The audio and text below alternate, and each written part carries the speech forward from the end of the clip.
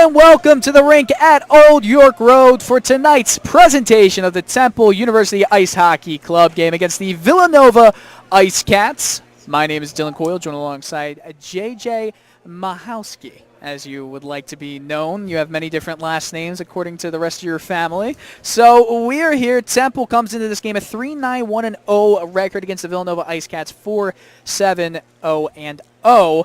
And there's a little bit of revenge wanted from the Temple Owls' point of view. Absolutely, Dylan. We spoke to Coach Mark Spees today prior to the game, and he said that his team's coming out today looking for a little bit of vengeance. Obviously, they have the home ice advantage tonight coming when they had that 4-3 overtime loss. That was during the City 6 tournament, obviously played at a neutral site.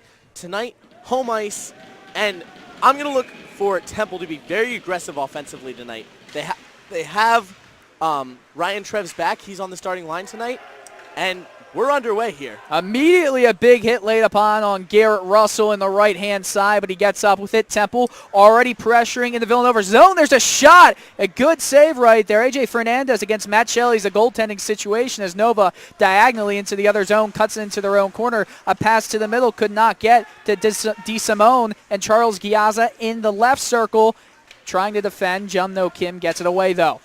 Being pestered by Smedley. It's shoved deeper into the zone behind the cage for Charles Giazza to get. And into the left corner, Owls trying to break out. Giazza, his pass was a little bit too far in front for Nick Van Allen. Pinned up against the wall, Ryan Treves, Charles Giazza, and a few other Villanova players come together. And Nick Van Allen skates away with it behind his cage. Almost lost the puck. He actually does. Jungmo Kim comes into it.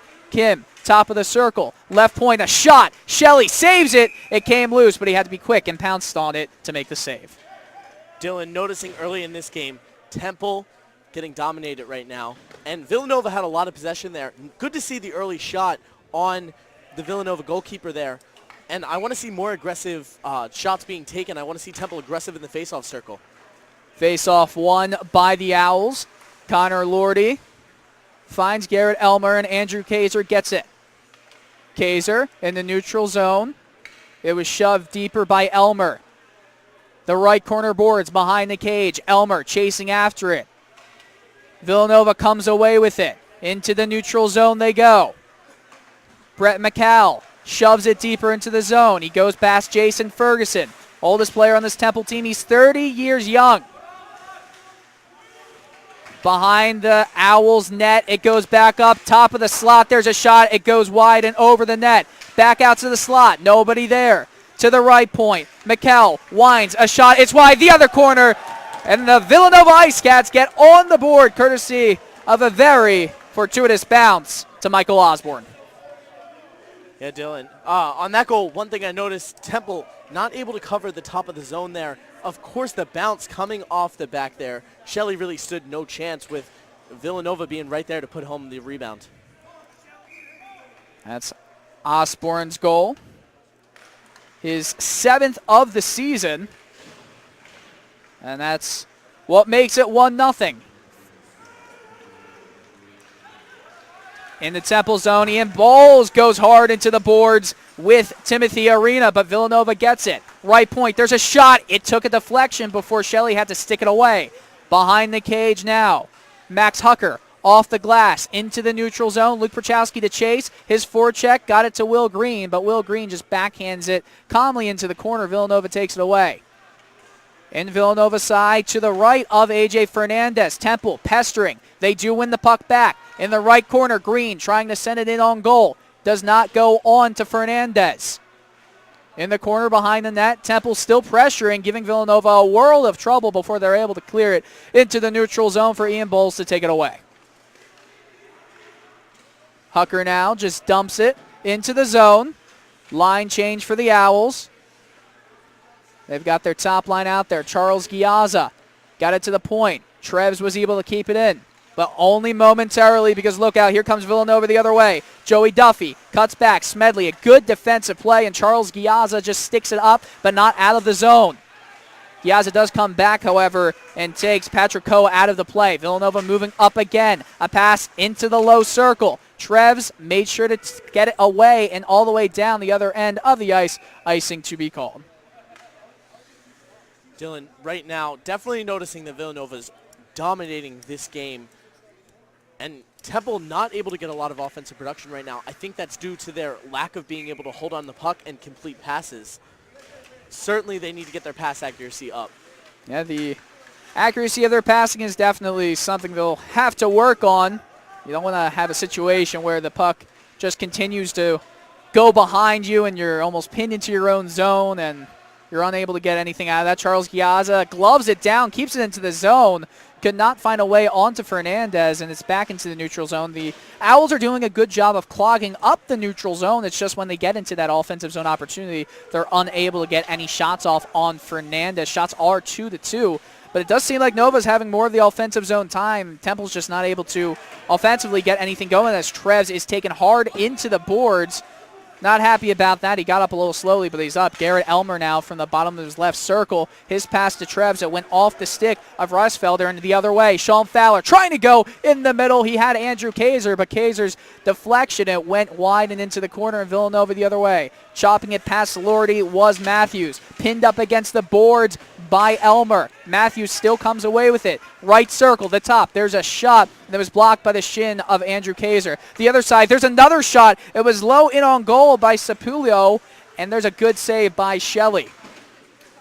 Shelley knocking that one away. Looked like it went off his pad there, and that's a good save for Shelley. Of course, Villanova able to get the rebound, and Temple early on in this game not able to get the rebounds after the saves that Shelley's been making. Certainly, I think that's an important part of playing defense, is being able to recover in the defensive zone. It's okay that they're allowing Villanova in, but they're not able to recover right now. Absolutely. Face-off won by the Owls, however, and Brachowski had trouble finding the puck from his skates. Eventually, Sean McDowell finds his way to Ferguson, and Ferguson's pass to Will Green is behind Green, and Villanova the other way. Parisi, his shot, sticked away by Shelley, and it goes into the netting behind the net. And Dylan, one thing I noticed early on in this game, both teams were playing a lot of dump and run hockey. Temple continues to stick with that game plan in this game, and Villanova's starting to get away from it a little bit, but we're seeing a lot of dumping the puck into the zone, chasing it, seeing who's faster. Villanova winning those races right now to the puck, and Temple's trying to play physical hockey right now, which they are a very good physical team and can win those battles. There's a shot, but it was blocked by the wrist of Christopher Parisi, who actually just messed with his hand right there. It looks like he's going to tough it out for the rest of their shift, but Nova, they're pressuring Parisi. He might be hurt. A save by the blocker. Shelley has to get out to the other side. And another goal coming off the stick of Michael Osborne. Another bounce goes his way, and the Icecats, 2-0. Dylan, that goal almost identical to the goal that we just saw before. And that's something that Shelley needs to get used to playing at his home rink. You got to be used to those bounces coming off the glass there, being able to go from the left side of your net and get over to the right side and use that blocker to block that shot away. Absolutely. The Owls now having to come back from 2-0 down. They are used to this. They were down 2-0 in the City 6 against the Icecats before losing in overtime 4-3. And Balls at the top of the point. There's a shot. It went through traffic. It was blocked before it got there. Hucker gets it at the right hash marks. His pass goes into the opposite corner. Nova sends it into the neutral zone. Hucker went over his stick, but he had a good recovery to get the puck back. Ian Bowles, his pass goes off the boards. It was way too far in front for Hucker to control, and Nova's shot just goes wide over the net. Van Allen, left half boards. His pass did hit a skate of a Nova player before bouncing its way to Max Hucker, who dangerously goes into the middle of the ice. Nova pressuring. Giazza takes it away. Max Hucker did come back to make a good defensive play right there as Giazza just finds his way to the red line and dumps it in. Dylan, as I said before, Temple passing to open ice right now, really not directing their passes at any of their teammates. Right there we saw a couple of passes that Villanova was able to keep in the zone because they were being proactive on the forecheck. There's a low, sharp angle shot that actually hit the pad of Shelley before bouncing out, and Sean Fowler with speed. He lost the puck, but Andrew Kaiser has it. Kaiser offsides. You know, Michael Osborne has scored twice for the Villanova Icecats. The top goal scorer for the Icecats is Michael Osborne, and he actually scored the overtime game-winning goal in the City Six. So he's a player that you have to look out for if you are the Owls. Absolutely, Dylan. And Osborne right now haunting the Owls a little bit. And a quick whistle as a shot coming off the stick of Joey Duffy hit Kyle Smedley's shin. And Matt Shelley went to cover it. Puck never was covered by him, and referee blew a whistle. Face off to the right of him. Owls win it. Owls called a break right there. In the right corner, Kyle Smedley fighting for the puck. He comes together with Joey Duffy. Still battling their way down. Kyle Smedley and Duffy coming together again. He has some help from Jack Marecki, and the puck goes all the way into the opposite corner, up to the left half boards, and Villanova keeps it in. A pass goes all the way back up to the point. Here's a shot. Shelley, breadbasket save. Couple of points here for you, Dylan. Like to see Kyle Smedley in the corner there. He had a nice board pin that kept Temple in that play in the corner. He was able, not sure who he was pinning against the boards, but he was able to keep them out of the play and make sure that Temple was able to get possession of the puck. Also, coming into tonight's game, Nova averaging 3.6 goals for per game. Right now, they're already at 2. I certainly think that average is going to be rising after tonight if Temple doesn't straighten up their defensive play. Well, it's funny. The Owls and Villanova both come in with 3.6 or 3.5 and 3.6 goals for, respectively. It's just defensively, the Owls are giving up 5.9 goals against, and the Icecats are 4.1 goals against. So defensively, it is an issue in the back that Temple will have to handle if they are going to knock off the Icecats in their first ECHA game of the year. But with speed through the neutral zone, Villanova comes up with it. It's Brett McCall. His shot sticked away by Shelley and out of play. Going back to talking about Temple's average goals against, I think that's certainly coming from the loss of Benjamin Auerbach there. And Ben Auerbach, a huge player for this team, right now a junior, and he has a .917 save average in 51 games over his career. That's a huge asset for the Owls, and a huge one that they lost. Today, talking to Coach, he said he hopes that Auerbach might be back next week, and I think that's certainly something Temple could look forward to, especially after Shelley's been taking most of the time in net for the Owls this season. Charles Giazza, left circle, a shot. It rose off a stick of a Nova player before going out of play.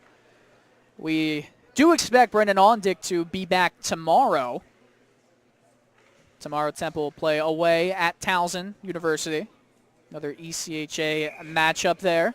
Face off to the right of AJ Fernandez. It's won by Nova, and behind the net goes Eddie Klein. Klein dangerously out to his own left circle, gets it to the neutral zone. Villanova goes the other way with Michael Osborne losing the puck.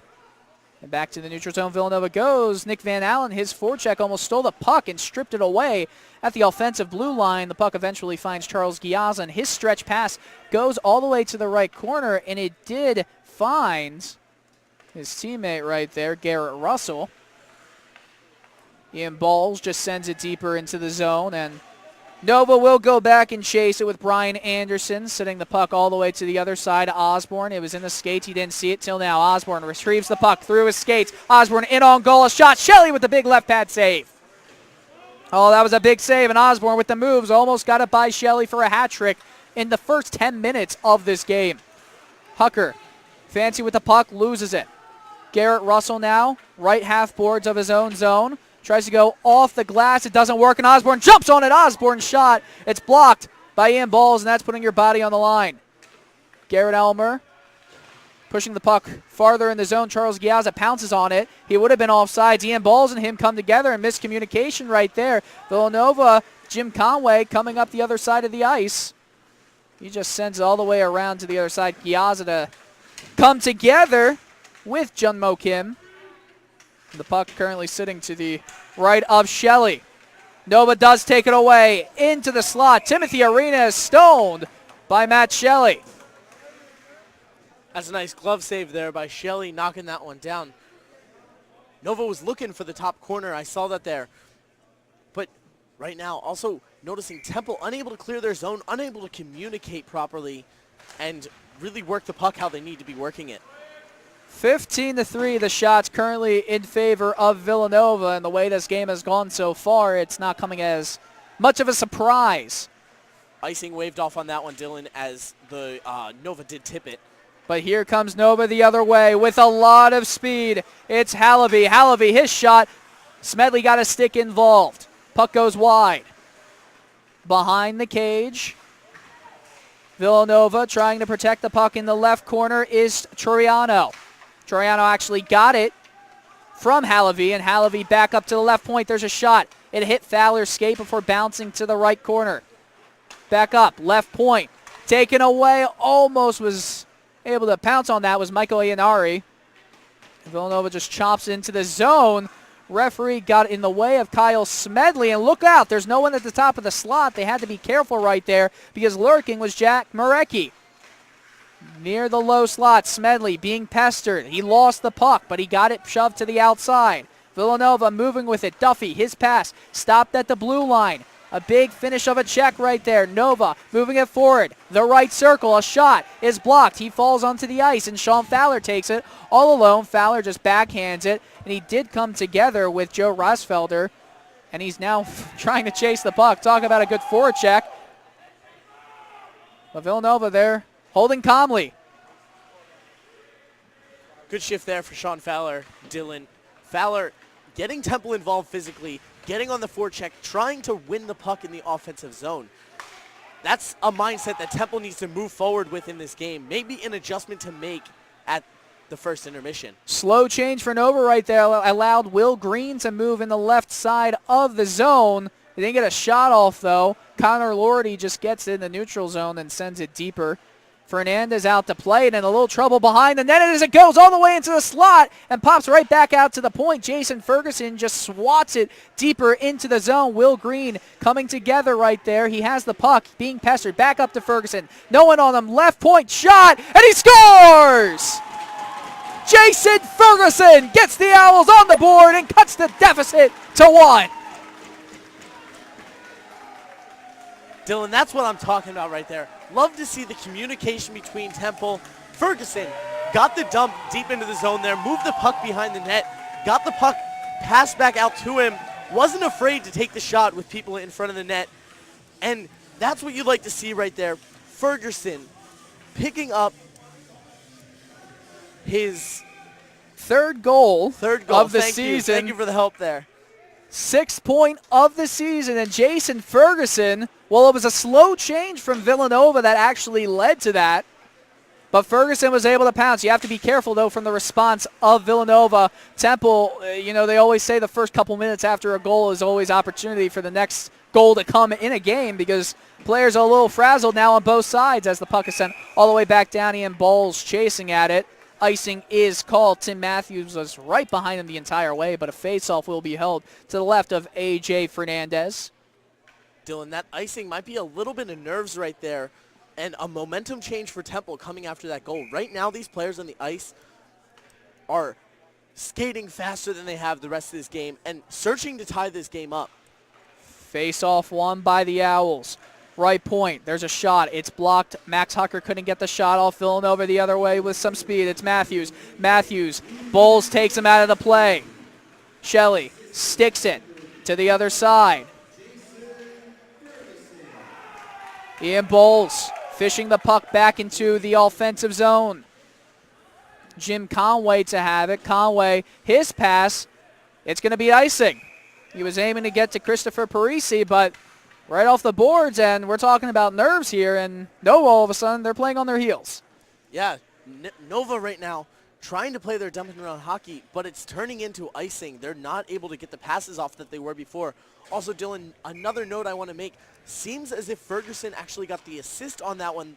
It appears that it was tipped in front according to the official score, and the announcement that was made here at the rink. We'll try to get that goal for you.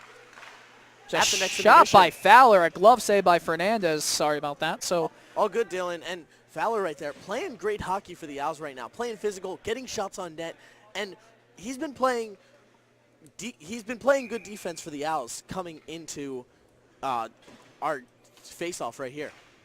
Well, nonetheless, whoever scored that, it's a good thing for the Owls because it's 2-1. It's an interesting vantage point we have up here. Usually in the broadcast, you'll have the center ice view, but we're kind of tucked in the right corner, so everything that's currently happening in the offensive zone for the Owls, it's almost a guessing game for us. Andrew Kaiser, right side, right circle. There's a shot. Blocker away by Fernandez into the opposite corner for the Owls to get. Trevs, a pass to him, goes way off his stick. Watch out, Osborne the other way. Osborne, backhander. It goes through Shelley's 5-hole and comes out the opposite side of the post. A penalty is called. It's going to be hooking. And it's going to go against Jason Ferguson, it appears. You'd rather have that than a goal, but it was almost a goal.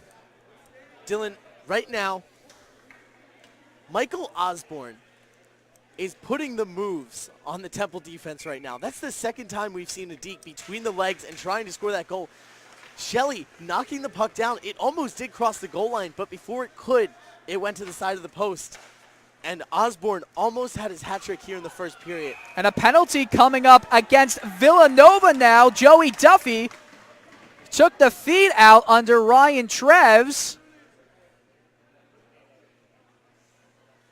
And Duffy's complaining that it's going to be a cross-check from Ryan Trevs, but, well, he's going to go off for cross-checking. So we're now evened up here.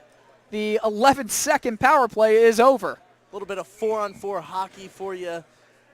And Temple's going to look to open up the ice right now. Really get a good offensive possession. I think they won that offensive draw there. Villanova with the puck now. But if Temple's able to open up this ice and really get a good shot on goal, I think they can tie this one up before the end of the period, especially with a minute and 45 left to go on that Villanova penalty. The ice is much more open, 4-on-4, 5:17 remaining in the first period of play. 2-1, your score. The Temple Owls just cut the deficit back to 1. Smedley didn't see the puck was behind him. Nova took it away, but Smedley's sweeping poke check took the puck back away. That puck's behind the cage for Charles Giazza to play off behind the boards, and Nick Van Allen in the left corner passes it right back into the middle, and it's poke check away, and it went off the inside pad of Matt Shelley before hitting the post and coming all the way back out. Dylan, as our friend Dan Wassner always says, the post can be your best friend or your worst friend. Right there, acting as Shelley's best friend in this world, saving Villanova from going up 3-1. Now that puck, we didn't really hear a ping there. It really looked like it could have tucked in. We'll have to rewatch it, but whether it's in or not, the Owls again coming up a bit lucky. Good break there for Temple. Obviously, no video review here in club hockey as you might have in the NHL, but that might be one to take a look at the tape later on. Ian Bowles with a shot. It's sticked aside by Fernandez. And Villanova trying to move it up. Taken away and poked back farther by Andrew Kaiser. And Ian Bowles on the left side in the neutral zone. Banks it in diagonally, for Sean Fowler to come back and play. He loses the puck, however. Villanova the other way. Timothy Arena in the zone. Backhand, forehand, 3-1. Well, if Timothy Arena wanted to make up for whether or not that should have been a goal, he absolutely did it.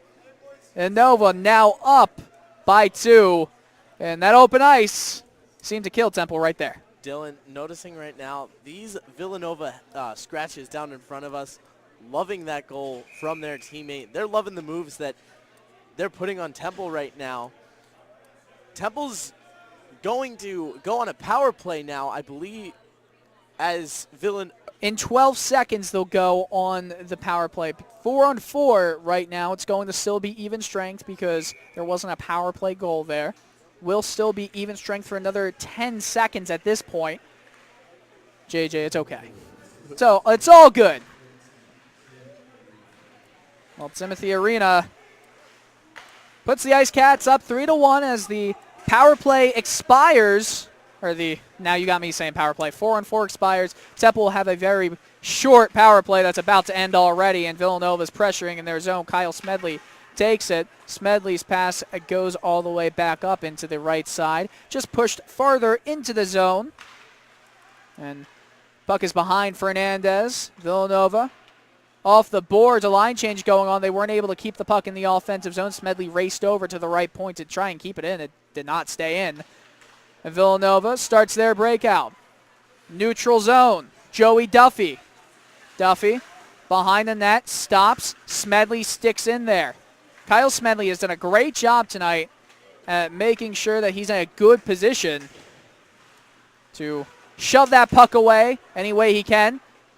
Sean McDowell does lift the stick of a Nova player before going in on goal. Fernandez waiting, finds his player. You were saying, JJ. Right now, Smedley and Fowler, standout players for me on this Temple defense right now. They're getting a lot of action on the ice tonight, having some really good shifts, and certainly pestering the Villanova offensive rush.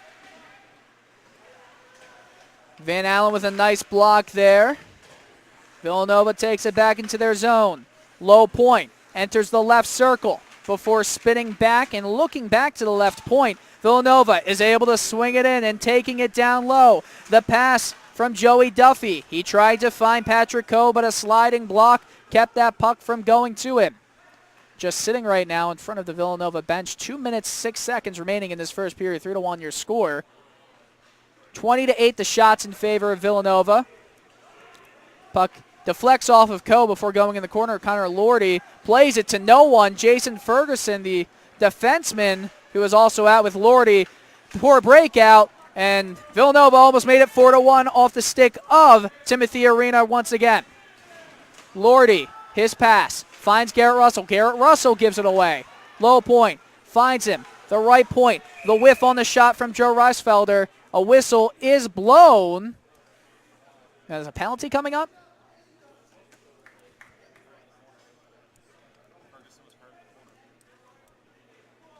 Ferguson was down, so no penalty coming up. Just check on Ferguson. He recorded an assist in the City 6. I guess he also recorded an assist in this game, both against Villanova.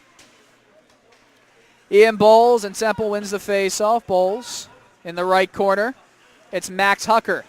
Hucker, pestered. Arena has it. Halavy trying to fight for it. No one can seem to find a way to get the puck until Andrew Kaiser was able to get it out, courtesy of Ian Bowles. And Garrett Elmer now for Temple's attack. Fowler had to slow up to remain onside. Hucker was thinking about pinching. Fowler actually did pinch. He spun. He wasn't able to keep the puck in the zone as it's just popped up to Ian Bowles, who has to be careful because he almost gave the puck away right in the middle. David Troiano was lurking. Troiano actually went right into the glass and took Hucker with him. And the Owls were getting a power play there. We'll have to see if they will still hold a power play, as Andrew Kaiser and Troiano came together. Well, we can definitely say the initial penalty was going to David Troiano. Absolutely, Dylan. That hit coming on number 19, Max Hucker, and Kaiser right there looking to defend his teammate. Absolutely ridiculous to take a harmful hit like that. Hucker's head was down in the corner, and that's a scary hit to have in hockey. Certainly something the refs need to call, and I 100% back up Kaiser's actions afterwards. Certainly you need to stand up for your teammates. Yeah, but at the same time, you just might have negated a power play for your team. Yeah, but Dylan, I think in a situation like that, with 2 periods left to play in this one, now we're under a minute to play in this period, you got to let Villanova know where you're coming from in the rest of this game. You got to keep the game under control. Yes, you might lose a power play now, but it might lead to something later that develops for Temple, and possibly Villanova not coming out as physical later on because of that hit. The referees are still coming together with both Ryan Treves and Joe Reisfelder. And it does look like the only penalty that's currently up on the boards right now is against Nova's man, but we might be having 5-on-5 hockey. It does look like 2 Villanova players being told to go back to the bench, so out of all of it, Temple does end up on the power play. Well, Temple's on the power play with just under a minute left in this first period of play. Absolutely. The Ritchie's power play, I believe. Ritchie's power play. See, I'm not always going to be on the broadcast, so I don't always remember. I'm usually just behind the scenes directing everybody. Absolutely. I forget we have sponsors. Great to get those Richie's sponsors penalty this year. kill, the pub web power play. Temple giving up the puck there, but a huge hit, and that's good to see Temple getting back on their defense. Now they're going to break out. Just 20 seconds left in this period. Sean Here's a chance Fowler. for the Owls. That one looked to bounce under the goalie and almost find the post and go in for the Owls. 15 seconds left. Puck is sent right back in the zone for Matt Shelley to get 10 seconds. One more rush possible for Ryan Treves to Charles Giazza. 7 seconds left. Giazza just shoves it deeper into the zone looking for a forecheck, but Brett McHale is just going to pin the puck against the wall, and the Owls are currently down 3-1 at the end of the first period, but we'll have 1 minute and 9 seconds of power play time, pub web power play time to come up in the second period, where we'll also have a special guest. Steve Luongo, a former player for Temple Ice Hockey, will be joining us. So right now, though, we will have an intermission report with Mike Zingroni and Taylor Snyder. We'll be right back.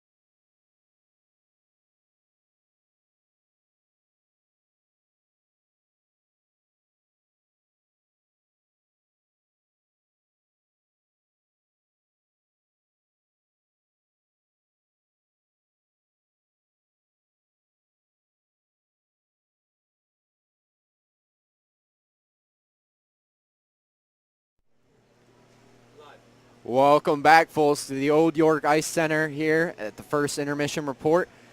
Temple losing 3-1 right now to Villanova here at the end of one. Mike Zingroni is joining me. I am Taylor Snyder, bringing you all the best. Mike, a lot of stuff went down that period. Yep. Villanova out shooting Temple 20-8. A lot of hockey being discussed down there on the boards. A lot of hockey being discussed. I want to get inside your head right now. I want you to break this down for me. How do you think Temple played overall in that first period? Not awful, but definitely something you have to be better in the second period. They definitely have to play a lot better. It's not their worst period. I think that's safe to say. It wasn't their worst period. It was just a couple chances that they let out, get in front of Shelley, right in front of the net, primetime chances for Villanova, and they were able to capitalize. So Temple has to generate more in the offensive zone, but it's definitely something they can build on. But there's still a long way to go if they want to win this game. Last weekend versus William Patterson, Matt Shelley faced a lot of shots in that game. William Patterson put up 8 goals. Tonight, Villanova has 3. Mike, they're out shooting the Owls tonight 20-8, but overall Temple looks a little bit better on the defensive side of the puck. What do they got to do to make Matt Shelley's job as easy as possible in the second period? A lot of communication breakdown is what it looked like it occurred to me. There was a couple times Tress would put it behind the net, hoping Jason Ferguson will come get the puck, but the defense was a little off. They weren't really communicating. Someone will cut in the middle. They'll put the long puck along the boards. Villanova will take it and get an offensive scoring chance right in return. So got to tighten up the communication, be a little crisper with the passes, make sure you're passing to a Temple player and not just moving it up ice, hoping your teammate would be there. So I feel like that's the big thing. They got to tighten up the communication so they're sharper, and if they're sharper, they definitely have a chance of coming back. 3 goals tonight for Villanova, all 3 through the seam. 1 was unassisted. Villanova, it seems like most of their scoring chances they're taking right to the net, and they're getting their rebounds. Puck really trickling all over Temple's net, which is not what you want. What did you see offensively from Villanova, and how do you think we got to slow that down? Villanova did a great job of counterattacking. You know, as I said with those communication breakdowns with Temple, once they'll turn the puck over, Villanova get the puck, boom, they're in the offensive zone. They did a great job of counterattacking and going straight at Shelley, putting pucks on net, getting scoring chances. They have 20 shots in one period, so that is a huge indication of that. But their counterattack skills and the way they could switch the gears and go the opposite way in a split second was what really gave Villanova the lead. As I mentioned, folks, a lot of hockey being talked down there on the ice tonight. Villanova and Temple not very fond of each other. One school's from Philly, one school thinks they're from Philly, and they're going at it on the ice tonight, Mike. What did you see on that hit there at the end that got offsetting penalties? As a little dirty hit. I think a little dirty actually might be an understatement. That was actually a very dirty hit. No place for that. And what we're trying to do tonight, trying to have a fun hockey game, no place in that.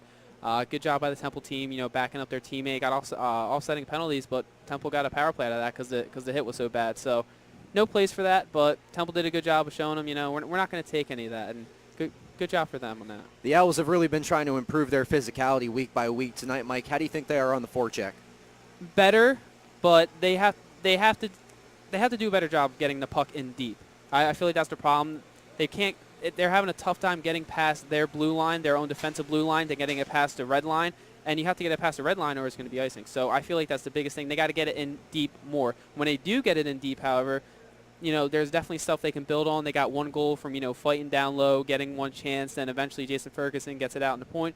He puts it on net and Temple scores. So I feel like that's the big thing. You have to get the puck in deep because when they do, they are successful. They just have to get it in deep first. Second periods have been Temple's worst nightmare this season, Mike. Not very good in the second and third. The game's close right now. They're within 2 goals. If you're Coach Mark Spies right now in the locker room, what is your message to your team? I feel like communication is the biggest thing because they're having a tough time getting past their defensive blue line. They have a tough time really getting the puck out from behind their net when they have possession and Villanova is coming off a change. So I feel like that's the biggest thing. Communicate with your defensive partner. Centers, communicate with your wings. Centers, communicate with your defensive pairing that you're on the ice with. And that's the biggest thing because you have to get this puck moving and get it out of your zone quickly because Villanova is doing a great job of counterattacking. So getting the puck into the neutral zone, getting it deep, letting your forecheck go to work is big. So I think communication, just so they can get out of the defensive zone first before they can get to the forecheck, is what really Temple needs to work on going into the second period. As I mentioned, 1 goal tonight for the Owls. The goal was Luke Brzezowski, assisted from Jason Ferguson.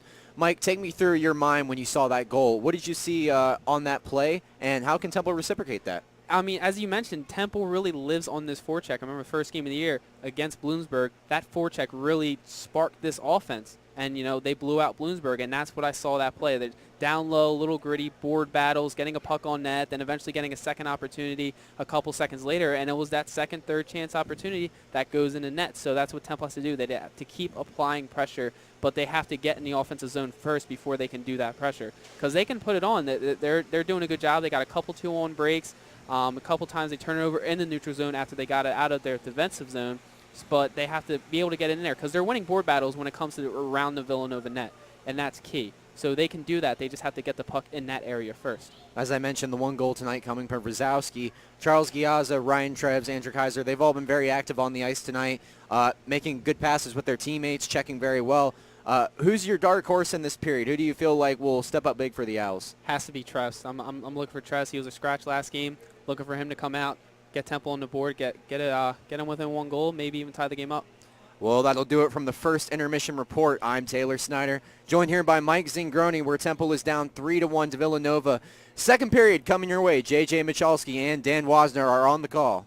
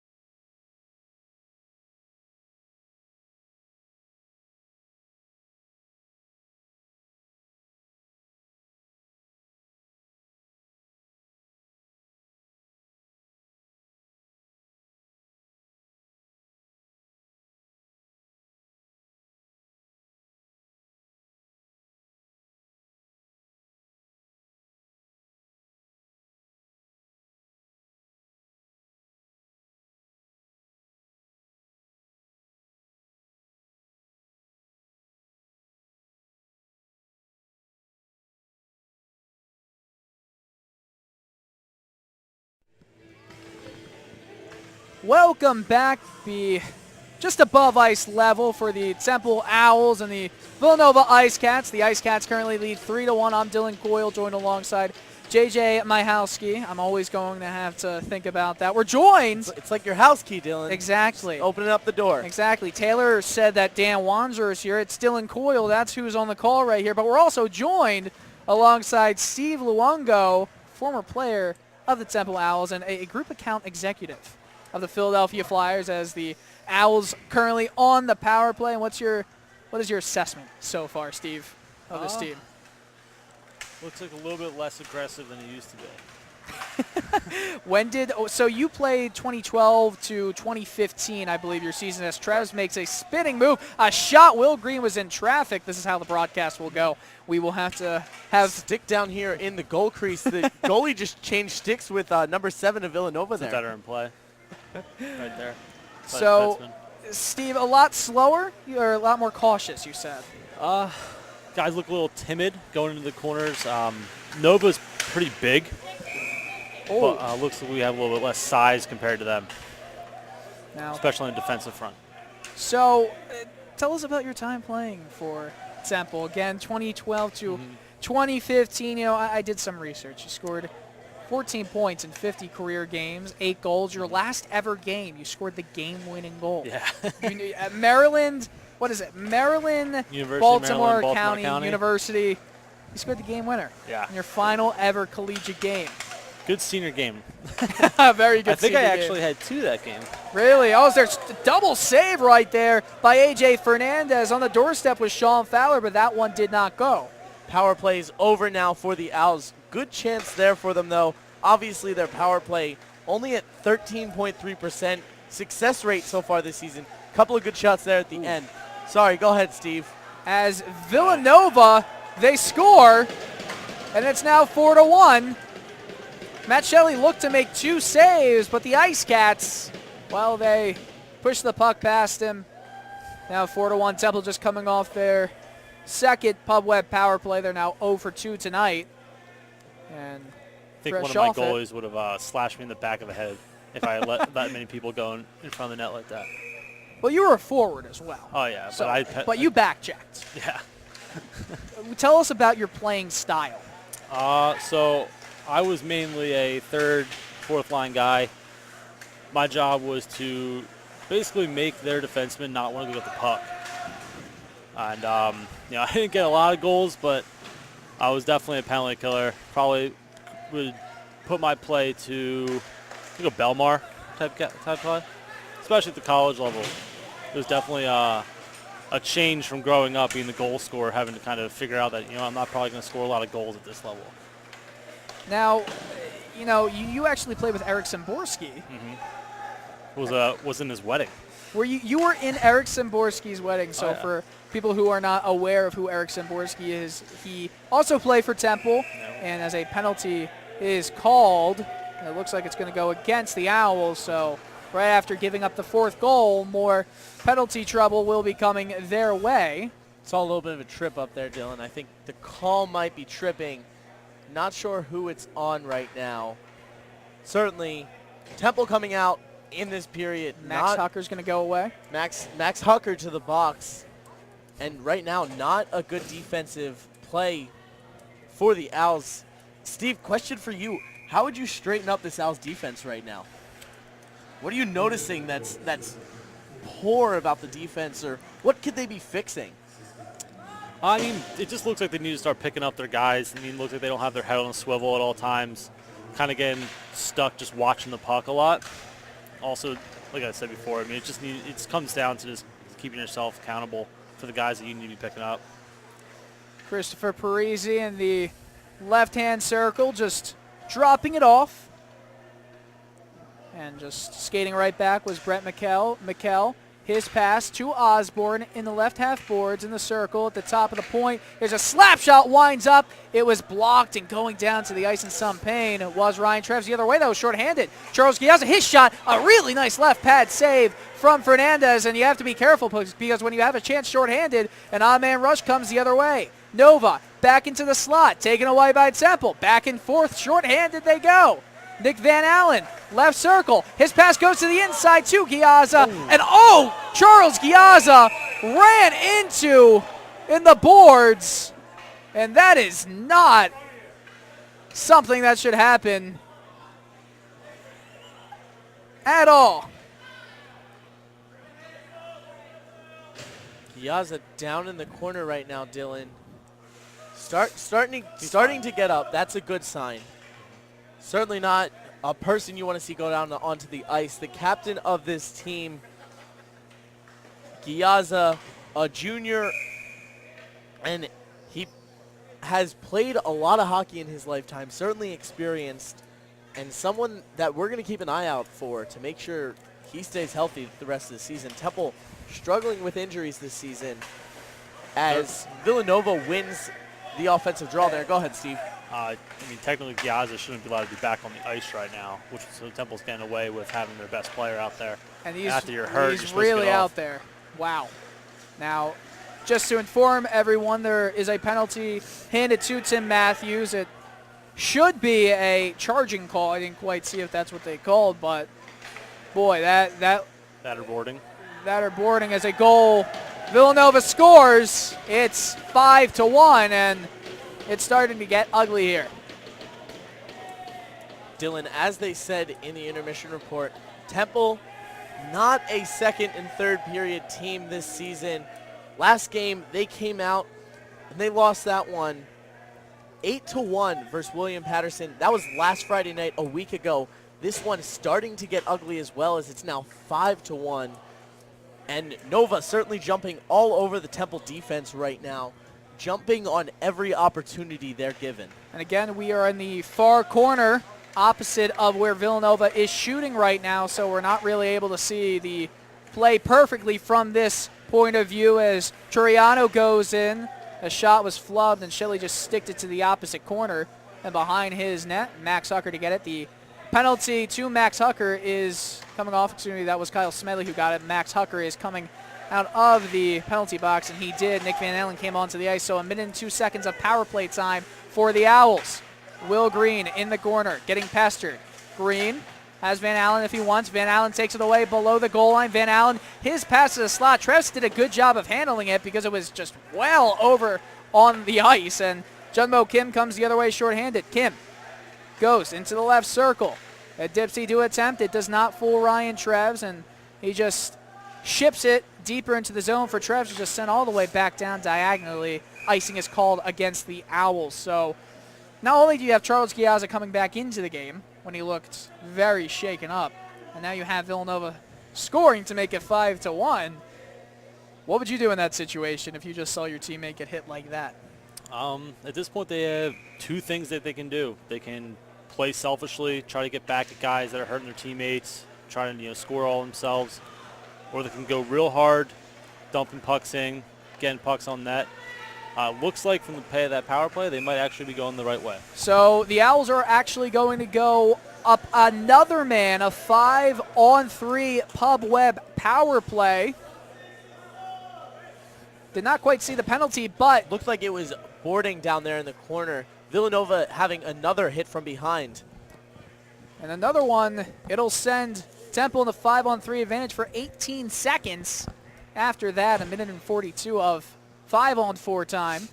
But this is huge. If they want any chance of getting back into this game, this is a moment that, well, they won't forget. This prolonged power play time, they have to capitalize on it as Nova wins the face-off. It's to the point, though. Giazza kept it in. Treves stops. Left point. Down low in the circle. Fowler almost tried to get a stick onto it in the slot. He wasn't able to, and the puck goes out to the neutral zone. 5 seconds left on the 5-on-3. Fernandez plays it. Forehands it. Fowler takes it away. He was out of his net. Fowler was looking at the goal. He stops in the right corner and slows down. 5-on-4 action. Charles Giazza. Sean Fowler all the way back up to Giazza. The top point. There's a shot. It went wide of the net. Kaiser behind the net. Spins. Left circle. It's Sean Fowler now. Fowler back to Kaiser in the left circle again. The Owls have some Time and space. Giazza, wrist shot at the point. It was hit off the stick of Nick Van Allen, and it went wide. Sean Fowler pushes it to Ryan Treves in the opposite corner. A minute 20 left on this power play. Giazza at the point, another wrist shot, and Van Allen got a stick on it, and it went to the corner, dribbled wide. The Owls getting some opportunity. Sean Fowler behind the cage, goes back up, right point, goes to the left point. Treves wrist a shot. It goes wide of the net again. The Owls can't find the puck into the net. Giazza to the slot. He's falling down. The puck still messing around. Giazza trying to just spin it back on goal with his backhand. And Van Allen, he's checked against the corner boards. Villanova, they are trying to get the puck out of the zone. They do. 6 shots there, Dylan. That went wide. And you know what? That's one of the best Temple power plays I've seen in the offensive zone that we've called this season. Temple so far only effective on 13% of their power plays, and right now coming out with fight and getting a lot of good passes off and taking good shots. Nova, they clear it with 25 seconds left in the game. That was a really good power play there. It's just you have to get shots on that. That Giazza's got a great shot. He really needs to get it about waist high instead of over the goalie's shoulders. But he's got an absolute rocket. Yeah. I mean, when you have a snapshot as fast as that, It comes off quick. yeah. And if you can just work on that accuracy, even more deadly than he already is. He has 18 points on the season so far in 13 games. Power play is over. So the Owls are now 0 for 4 on the Pub Web power play. But Dylan, hope on that power play as certainly a different look for the Owls. Maybe a coaching change there by Mark Spies in the locker room on Temple's strategy during the power play.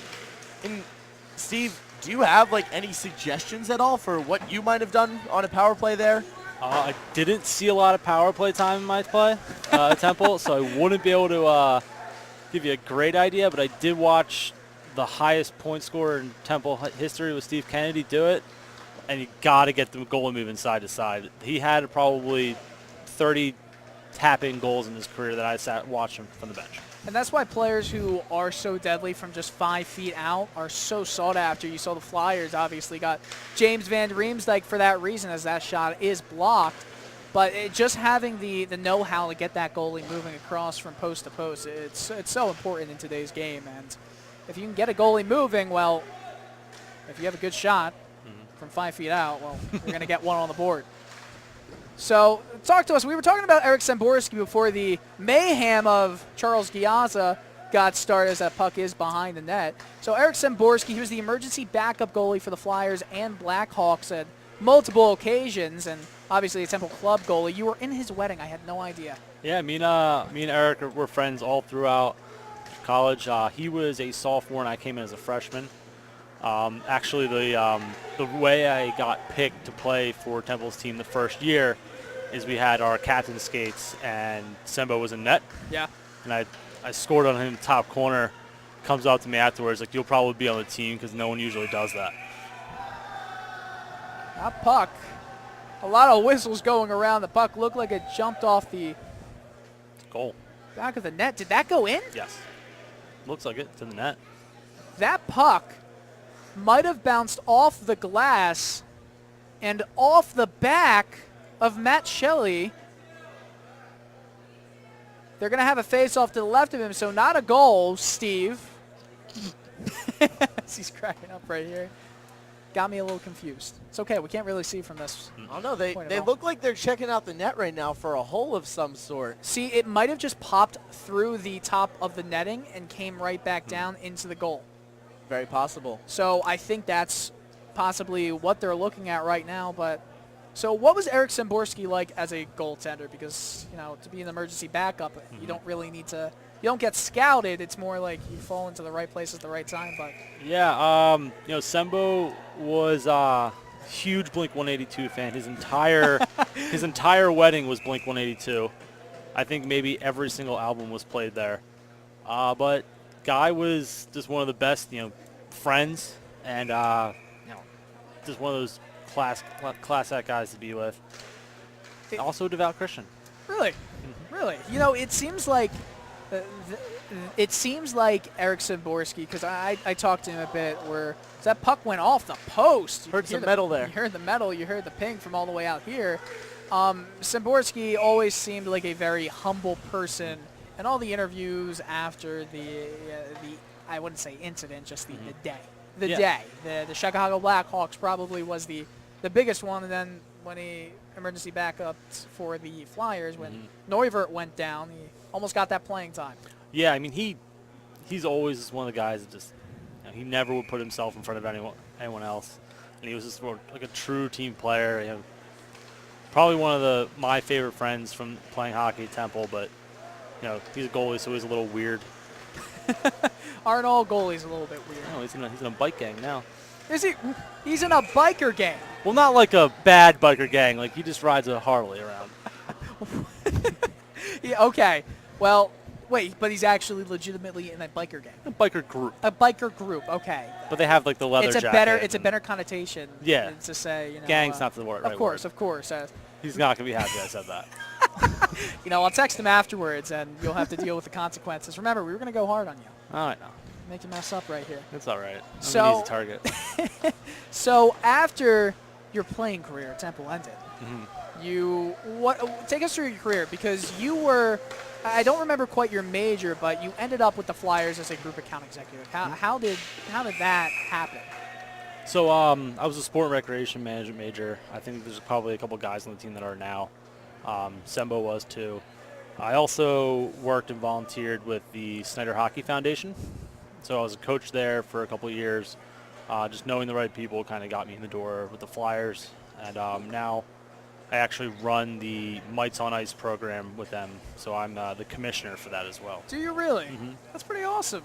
After a couple of years, they gave me the reins of that. And I'm kind of the point of sale for all of youth hockey in the tri-state area. So would you say that in the group ticket sales, I guess, department area of the Flyers, is that one of the most, I guess, prolific, kind of parts of being a group executive, a group sales executive? By the way, the Flyers are the Owls currently on the Richie's penalty kill. Sean Fowler took a hooking call. Villanova, minute 42 remaining on their power play. But your position right now, what you're in charge of, is that one of the most prolific positions as a group sales executive? Yeah, so basically kind of when I started, with my hockey playing career, and kind of what a lot of the coaches and ex-players had taught me is like use your knowledge and your sense of team, what you gain from being here, and kind of put it to your career going forward. And, me being a hockey player kind of got me in the door beyond like an entry-level position.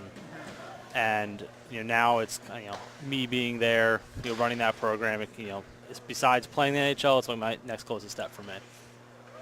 The Owls currently facing a load of shots, but Matt Shelley is staying tall. Ever since we started talking about Eric Szymborski, Shelley wants to emulate his play, because he's really starting to make some nice saves out there ever since that fifth goal. It did come around, at this point, 9 minutes ago, as the Owls offensively go the other way. Van Allen trying to put a puck in on net in the slot. Charles Giazza was breaking, but they just can't seem to find that puck onto his tape. There's a big hit in the corner, and Smedley coming together with Michael Osborne. Osborne's head was practically slammed into the wall, and Smedley and Osborne going at it right now. It's more Smedley needing to be held back. And Kyle Smedley,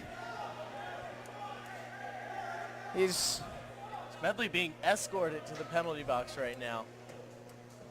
But Nick Van Allen started a little bit of that confrontation there after laying a huge hit down along the boards. I think that stemmed from Smedley. We're getting a little bit of a Bulls cheer here from the fans. We do have the Villanova goalkeeper jumping in on the chant. So the Owls, 5-on-3, who only took one penalty in the first period of play, halfway through this middle frame, it is now the third penalty of the period itself, and that's not all what you want to see from Kyle Smedley. 5-on-3 for the Icecats. Right circle, shot is blocked. The clearing attempt does not go. Wraps his arms around him. Ian Balls did. No call. Left point. holding it. Nova pressuring. There's a shot. It's loose. Villanova went for the shooting opportunity again, but the whistle was blown. Again, it is hard to see from this vantage That was an point. amazing save by our goalie. Did he reach across Yeah, with he his got glove? that with his glove. Take us through it. We'll get a line I'm change. serious. Oh, Take you us want through me it. to? Okay. I want you to take us through it. I mean, it skirted off. You know, none of the defensemen saw it. No one was backing him up. He just laid his arm across the goal line and pushed that one up into the net. I mean, he was the only one left to get that. He got it. And that one did not. Well, the Icecats, moments after Shelley's huge save, they're now up 6-1. It's always the easy saves that you miss, guys. Certainly, Shelley flashing the glove and letting that one, looks like it slid right through the 5-hole. Power play is off now for the Icecats as Nova leads Temple 6-1. Back to 5-on-5 hockey as that goal did come with Kyle Smedley's penalty. And Nova, it's their first power play. A big hit late, and now we're getting a little rowdy all around. 6-1. Temple, well, they don't have huge momentum here, and it's a shot of a chance. And the physicality picking up the fans all getting into it. I mean, what really can you hope for when you're in this position? When you're in a 6-1 position? You need 2 quick goals at this point, and that big hit might help them, but it looks like they might have their minds in the wrong spot with some vengeance instead of hockey play. Puck is in the Villanova zone as fans start to get even more rowdy. Another big hit. A whistle is blown off sides, or actually a hand pass called there. Sean McDowell taking a hit there a little bit after play, getting a high stick to the face. No call as the whistle was blown. But Dylan, I think you're completely right now. And I think Temple is trying to prove that they are the Philly school. Nova, not actually a Philadelphia school, laying miles outside of the city. Everyone at But Temple that's will lay to their grave That's saying certainly, Nova is not a Philly school. that's certainly at stake on the ice right now. As You can't let Villanova the cake eaters win. But the other way, here comes Coe. Numbers for the Icecats. Coe, left circle, a shot, a save. Rebound comes out the other side to the left of Shelley behind the net. Where's the puck? Can't Nobody quite knows. fish it out. And Temple does come away with it. Going the other way, Luke Brachowski, who actually scored Temple's lone goal. It wasn't Ferguson. Remember Ferguson with the assist. Brachowski with the deflection in front. He lost the puck. It was chipped away from him by Jack Marecki.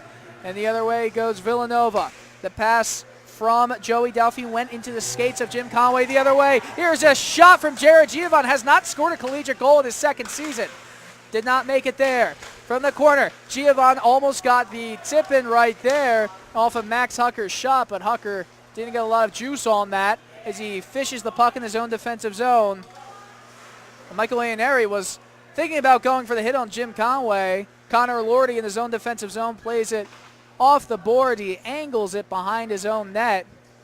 Hucker having some problems getting away from the forecheck of Villanova's Joe DeSimone. And the puck is at the point. Villanova takes it away. Offensively, they have it. And Temple gets it right back. It's Hucker. Hucker off the glass. Michael Iannari to chase. Thomas Pinella off there. I don't feel like we've seen any of these players so far at this point in the game.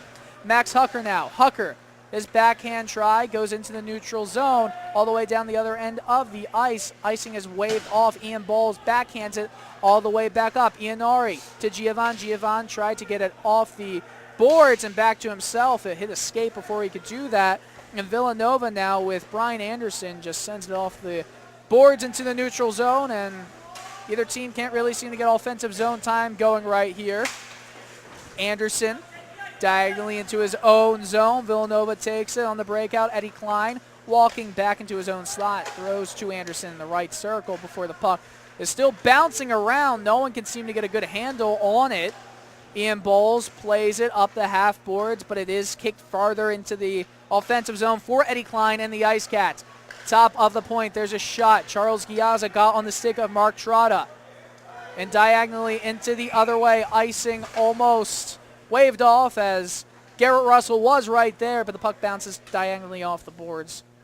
And Brett McKell's there to get that icing call. So better from the Owls. You don't really see those guys at all out on the ice, but automatically it's like when you play the entire top two lines for such a long period of time, you're going to have tired legs at this point. Oh yeah, I mean, you said it earlier, that was the first time, maybe the second time we saw the fourth line come out for the Owls, and it's something that kind of coaches run into at this time. They roll their top three lines, and they got a line on there that hasn't played an entire period. You got to roll four this early in the game. Now it's too late to start putting them out there, and now they're not into it. I think that's something we've seen quite a bit so far. A lot of rolling of the top two lines, and once you get into this stage of the game, their top two lines are gassed at this point. I think that you're going to start seeing them reaching for pucks, taking hits that they probably don't need to be, and they're just not going to be as effective as if they were able to roll four lines the first half of the game. Mental note I want to make about this game, guys. Nova will have a week off after tonight. Their next game will be next Friday night versus PSU Berks. Temple has a game tomorrow at Towson. That's certainly going to make a difference mentally for both of these teams. Nova's going to have a week to recover from some of these hits. Giaza, has to shake that off and get back on the ice tomorrow for his team. And tired legs tonight could mean more disaster for the Owls tomorrow. And going the other way, it's Sean Fowler who gets it into the offensive zone. Sean Fowler's shot to the left side of the net. Garrett Elmer backhands it. He thought that Andrew Kaiser would be in the corner for it. Kaiser reaching for the puck. It's bouncing around and taking it away as Osborne. Osborne, his shot. Actually, he didn't get anything on it. Comes out the other side into the slot. And it's banked off the boards. And look out, the Owls have an opportunity with speed. Chasing it was Fowler. It goes to the corner. Good defensive play. Andrew Kaiser into the left corner. Villanova.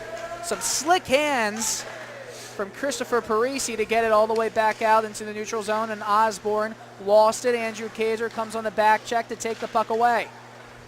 Bouncing in the neutral zone. Kaiser still looking for it. Gets it. There's a shot, a left pad save again. Ryan Trevs in the corner. His shot from a sharp angle. He was just looking for somebody to get to it. And now it's Sean McDowell. McDowell, left low corner at the top of the slot. Trevs can't get a shot off. He's gassed. Here comes Jungno Kim the other way. Kim, his pass is not even there. He just whiffed on it. Kim gets it right back into the paint, and it went wide of the net.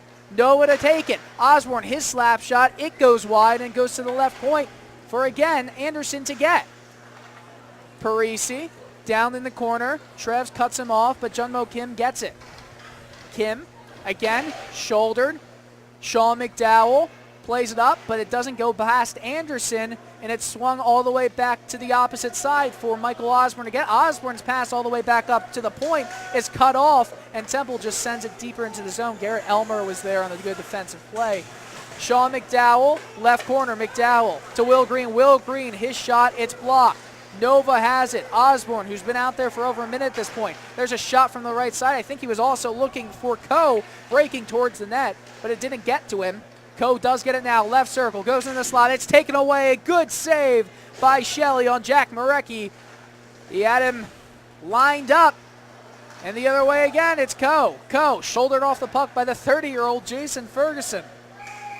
As Steve Luongo over here has his eyes widened up by the fact that there is a 30-year-old on the Temple Ice Hockey team. So whistle is blown. The puck in the neutral zone. The referee going to... Do they have any dads, though? Have any dads playing out on the ice? Yeah, we had two guys on our team that had kids. No way. Mm-hmm. Well, that's Division 2. This is Division 1. No dads. No dads here. Did not know that. That's a fun fact, though. Toughest guys out on the ice is that dad strength, though. Dad strength. Always a tough thing. Dad strength is actually not as much of a thing as you think. Actually, one of the first articles for an old website I wrote, somebody looked up and actually the statistical analysis of dad strength and whether it was a real thing. So there's a shot that goes in and went off the glove of Fernandez and Luke Brachowski. It's his second of the game. A little bit of life for the Temple Owls. Does he score a lot of goals? Well, Brachowski on the season, it's his fourth. double like this. me out there. You got 4 in your best season. Yeah. And Luke Brachowski, it was a seemingly innocent shot that went off the glove of Fernandez and dribbled in. The goalie hasn't seen a lot of shots in this period, so he'd probably call him sleeping. Well, a minute and 19 left, and all of a sudden, well, Couple quick ones, they're right back in it. like you said, they need 2 quick goals. We'll see if they can get it here. Another one before this period and gets Nova going into the third period. A little worried. Little bit. There's a shot from the point. It hit a stick off of Jim Conway. It bounces behind the net, behind the cage. There's no trapezoid in ACHA hockey. Temple moving up. They have a bit of momentum and a bit of players going back.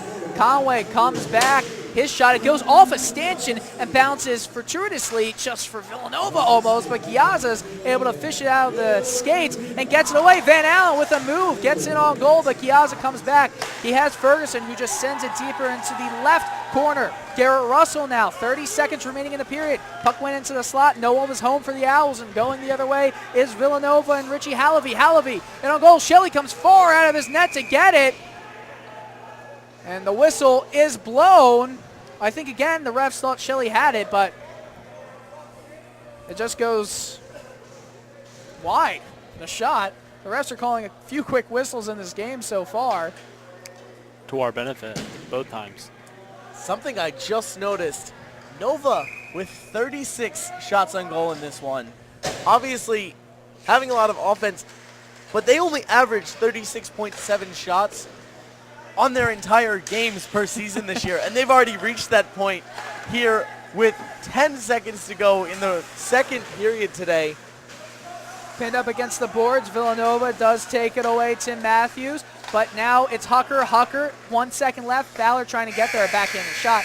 Doesn't go, but the Owls, well, a little bit of a spark at the end of the period as Fowler starts jawing off with Tim Matthews, and well, some sparks flying from some ECHA rivals. The score is 6-2.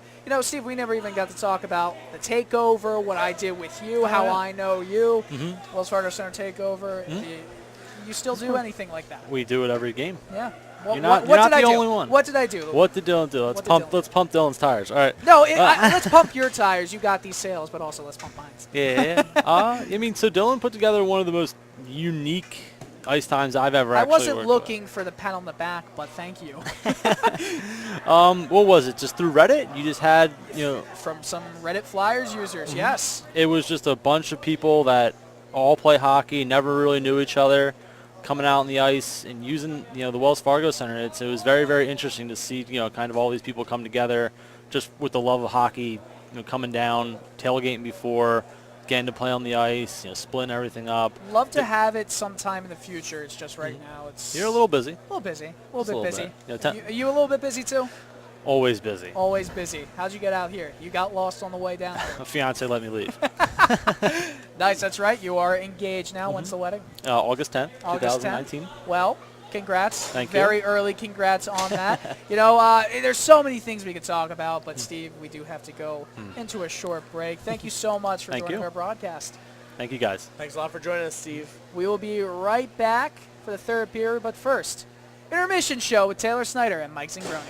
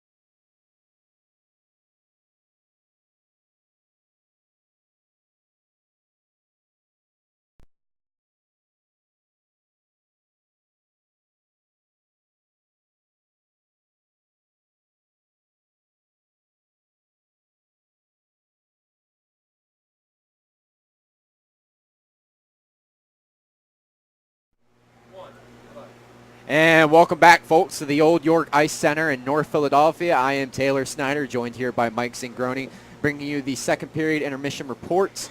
Temple down 6-2 under Villanova right now. Luke Brzezowski got a goal for the Owls. Tim Arena got a goal for Villanova. Patrick Keough with the other one, and Jack Marecki to close it off.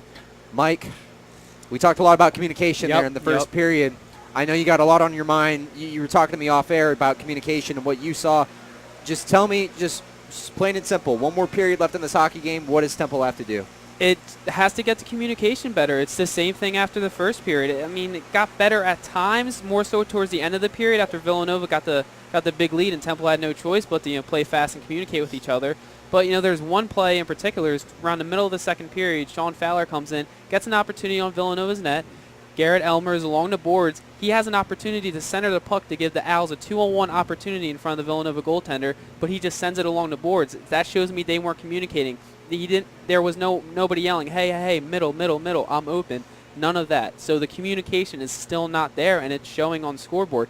Towards the end, they got a little bit better, a little bit faster, looking up at each other. I heard a little bit more on it from the Temple bench, from the Temple players on the ice, and they eventually got a goal, but it was too late in the second period, and by the time they started communicating and started playing together, it was 6-1 Villanova, and there's only so much you can do after that point. 3 goals in the first for the Wildcats, 3 goals in the second. I'm catching a trend here, Mike. Yep. If there's any indication of that, Villanova's going to put up 3 in this period. What does Temple got to do to make sure Villanova puts up 0 in this period? They have to replicate what they did in the last few minutes of that second period. Brzezowski getting that goal. They have to build off that. What happened in that goal? He got the puck. He went straight into the Villanova zone. No cute passes, no dump and chase. If you have a one-on-one opportunity with a defender, trust your skates, trust your stick skills, go in, put a puck on the net, and that's what happens. Not many Temple shots. And when you get a hard shot, there's a Villanova defender in front of the Villanova goalie, and you just put the puck on net, and it trickled in. While it should have been saved, it went in, so it's 6-2. Villanova's still leading, but you got to do more of that. Get in the zone, put pucks on the net, put more pucks on the net, get bodies in front of the net, and do it again. And maybe you can get back into this. It seemed like besides those 2 stretchy goals that Villanova actually didn't quite have the same amount of energy they had in that first period. Temple a bit more vocal on the ice. One kid that has been especially vocal tonight is Jason Ferguson. Yep. Mike, I'm really looking at Jason Ferguson tonight. He has an assist, been playing really well. Will Green with the other assist. I'm really looking at Jason Ferguson in this period to finally put one in the back of the net. Who's on your mind right now? Who do you think is going to put one in the back of the net? Has to be Charles Giazza. He's the best player on the ice for Temple. He had a big hit, towards the end of the second period, and Temple was a little bit more physical towards the end of that period, a little bit more chirpy with Villanova. Even the fans are kind of getting into it. Villanova goaltender, he's talking a little smack behind the play. So, we got a lot going between these two teams, and I think that's starting to help Temple, especially towards the end of the second period. They got a little bit more energized, a little bit more vocal, a little bit more passionate, and you need passion and communication and energy in games like this when you're playing, a so-called rivalry game. So you need that, and they started getting it towards the end. So I'm looking at Charles Giazza throwing his body around, big boy, getting in front of the net, getting pucks towards the net, assisting players. So they need a lot more of that, a lot more Charles Giazza putting a body on the puck, and hopefully he can spark this team. It has been over a month since the Temple got their last victory. They're playing Villanova tonight, a team they don't get along with very well. Yep. They're down 4 here, Mike. Game's not over. If you're Coach Spies, and I ask you this every period, if you're Coach Spies, what is on your mind right now? What are you telling your players? Energy and communication. Don't be afraid to talk to your teammate. Don't be afraid to look up at your teammate. If you have the puck, don't just put your head down, try to make the cute move or just dump it in or try to go cross ice with anything. Look at your teammates. Get on the same page. When you're on the bench, I want to see the Temple players looking at each other, talking over strategy. Here's what I want to do. Oh, here's what worked on the last shift. Here's what we should do. I don't see too much of that, and that's showing on the scoreboard. So they have to get into it together as a team. Burkowski, great individual effort to get the goal, but they need more of that along with team play because they're down by 4 right now, so they're going to need at least 5 or 6 to hopefully tie and maybe win. So a lot more team play, a lot more togetherness because there's not too much of it, but as it got more physical as the game went on, there was more of it. They're going to need a lot of team play here in this third period. Temple down by 4 goals to Villanova. That'll do it here for the second period report. Taylor Snyder here, joined by Mike Zingroni. Temple down 6-2 in this one. Villanova leads. J.J. Michalski and Dylan Coyle will be on the call right after this.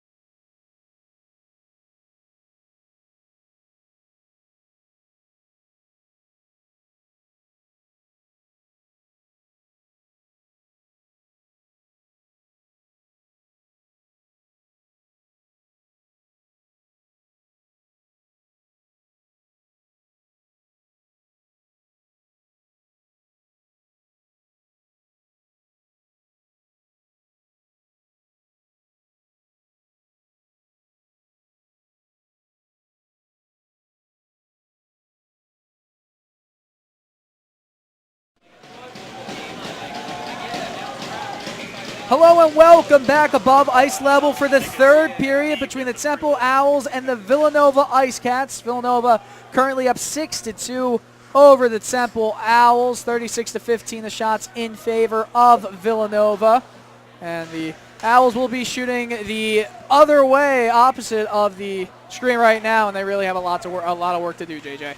Absolutely. Talking about in the intermission report there, and they mentioned that this Temple team needs to not be selfless. They need to be looking for creating 2-on-1 opportunities. They need to find good passes and communicate.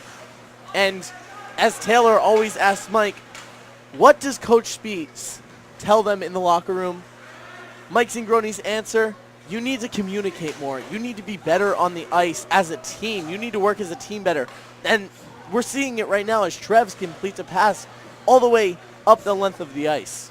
Villanova taking it away, and with speed in the neutral zone.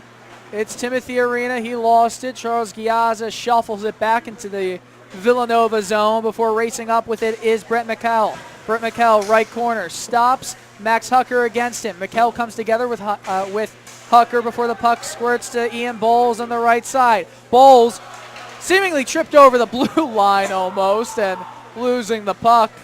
The Owls, as Max Hucker clears it, hit a stick before going into the Temple zone. So funny sequence. Ian Bowles having all the Bowles chants. And Absolutely, Dylan. You and I speaking before we came on the air just before this period. Really the first game we've seen a huge crowd out. yeah, And possibly one of the warmest days here at the rink at Old York. Certainly we are all thankful to not be freezing this game. of course. And the students look to be enjoying themselves so far. Even though Temple is losing 6-2, getting a little bit of back and forth with Temple and Villanova right now, fighting for who truly is the Philly school. I honestly believe that's what this is all about right now. Andrew Kaiser, like a second baseman, gloves the puck down and just sends it deep in the zone. Eluded a check tried to put on by Brett McKell, and Villanova moves it back into the neutral zone, and it's swung back around. Max Hucker from Garrett Elmer. Hucker goes into the neutral zone, cuts back with Kaiser. Villanova takes it away, and Sean Fowler, pinching a bit, is able to knock him off the puck. Into the zone, falling on the ice was Arena, and cross-checking will be called on Sean Fowler. So Villanova will go to the power play, and that is not needed. Yeah, Dylan, but that's really the first mistake I've seen Sean Fowler make tonight. Yes, it's a costly one, but so far in this game, Fowler's been great offensively. He's been creating chances for them. He's been good defensively until that that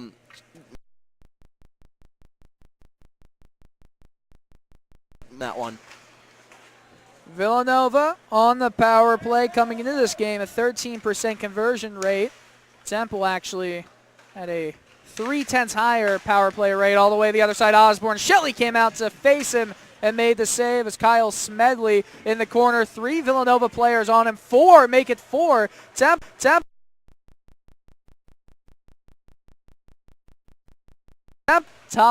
point goes back to Osborne, who cut down from Parisi. Parisi's pass attempted to go to Tim Matthews, but Trevs clears it down the length of the ice. Dylan not giving any help in the corner over here. Temple All the way in the middle, Will Green with the shot. It's saved by Fernandez as Villanova sloppy in their breakout attempt. nice forecheck there, getting the good shot on net, and Villanova certainly not expecting that to happen. Not expecting a quick snapshot from Temple in the middle of the offensive zone. And Temple, it was because Fernandez really held on to that puck for a long time that led to that offensive chance. They lost the face-off, and Nova will try to move it up. It comes off the boards weirdly, though. Andrew Kaiser into the middle. Charles Giazza almost was there, and Giazza actually got it right back, who calmly plays it to Jason Ferguson. It's cleared all the way down the length of the ice, so more time wasted. That puck just bounced weirdly off the boards. It's an old rink, so that's bound to happen many times. You saw it happen all the time at Joe Louis Arena, where the Detroit Red Wings used to play. as the puck is slid into the neutral zone. Giazza cut off a pass that was intended for Timothy Arena. Arena takes it away. Arena top of the slot, off the post, and comes back to the slot. Another shot, he scores. Puck bounced off the post, and Richie Hallaby makes it 7-2. You thought you got lucky there when it hit the post, but yeah, Dylan, that one knocking off the post. Temple falling back on their goalie, Matt Shelley there, trying to get the defensive stop, and everyone kind of just crowded around the net, around the puck, and that opened the ice up for number 14 there to take that shot and score for his team. Temple looking to this weekend now, they need to clean up the defensive play. For me, that's been their biggest thing so far this season. And their captain, Charles Giazza, he needs to put some sort of offensive rush into his teammates, as that one hits off of one of the pipes extending over the ice here. I believe those pipes are for structural purposes here at the rink. And as you were saying, old rink, lots of bad bounces off the boards, and we saw 2 of those bounces go in Villanova's favor tonight. And even going back to those goals, those bounces coming off the board and Shelley not being able to get across, yes, Shelley needs a quicker reaction time, but that's also on your defense to not be covering that side of the puck. they need to tighten up defensively as that puck, Max Hucker lost it coming out of the defensive zone. Nova the other way into the middle. There's a shot that rose off the stick of Joe DeSimone and behind the net for Luke Prochowski, the only goal scorer for the Owls. He scored twice. Will Green's breakout attempt is blocked as Sean McDowell falls behind the ice in the neutral zone behind the play. Behind the cage, taking it away is Tim Matthews. Matthews to the point. Here's a shot from Conway. It's to the left of the net. Another shot one-timed from Joe Resfelder. It went wide again. Conway, another shot taken away by Ian Bowles, who said he likes to cook pizza on the weekends. Bowles just sends it in on Fernandez, who covers it up. Ian Bowles, in this fun fact, actually said he likes to cook pizza on the weekends. Pizza only on the weekends? He actually told me yesterday. We were talking yesterday, and he said that he's going to Hawaii this summer to cook a pizza place. I don't know. To cook at a pizza place. Or make a pizza joint. I don't know what his situation is. Certainly a fan favorite here tonight, as he was getting those Bulls chants coming back onto the ice. Dylan, bringing it back into focus for a minute, though. Right now, I think for Temple, this game could be considered a little bit of garbage time with these last 14 minutes left. If I'm head coach Mark Spiess, I'm going to use this time to get some of my younger players out there. Get my third and fourth line experience, as that one hits off the post again. Another shot hit the post and came back to the slot and hit Shelley on the second shot opportunity. Shelley had no idea where that puck was.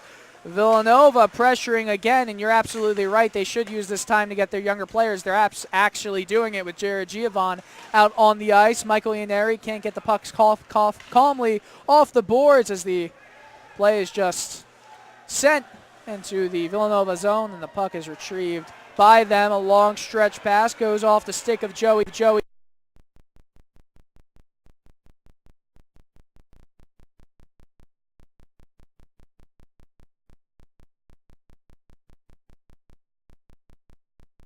Joey's on the ice. Also, Dylan, another benefit to getting the third and fourth line, the younger players in there, you're going to see rest time for your big guys like Van Allen, like Giazza, like Ferguson. They're going to get those breaks that they need, and I think in this game, long shifts have been a problem. A left pad save from Shelley, and he decides to stone Triano right there. Sorry, go ahead. It's okay. Continue, JJ. As I was saying, long shifts in this game for the Owls, I think, has affected them. They're not hustling back as quickly on defense. They might have more chemistry with each other. But certainly right now, a good time to get younger players out there. As we're hearing, I believe, a T for Temple U chant coming from the stands.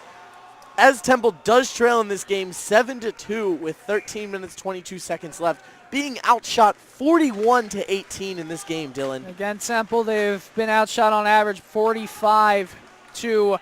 38.9, and this is worse than those stats. There's a shot that rose off of Fernandez and hit the netting behind his net. 13:09 remaining in the period, and it looks like not only does Ian Bowles have a cheering section, but Jason Ferguson as well.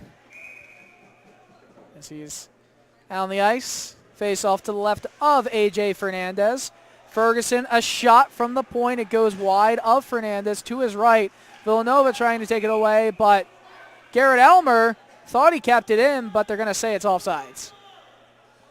Yeah, we'll see a draw here in between the blue lines. Temple certainly looking to change around how they've been playing. They're on, I believe, a 7-game slide right now, and it looks like this might become an 8-game slide for the Owls if they can't find 5 more goals in 12 minutes.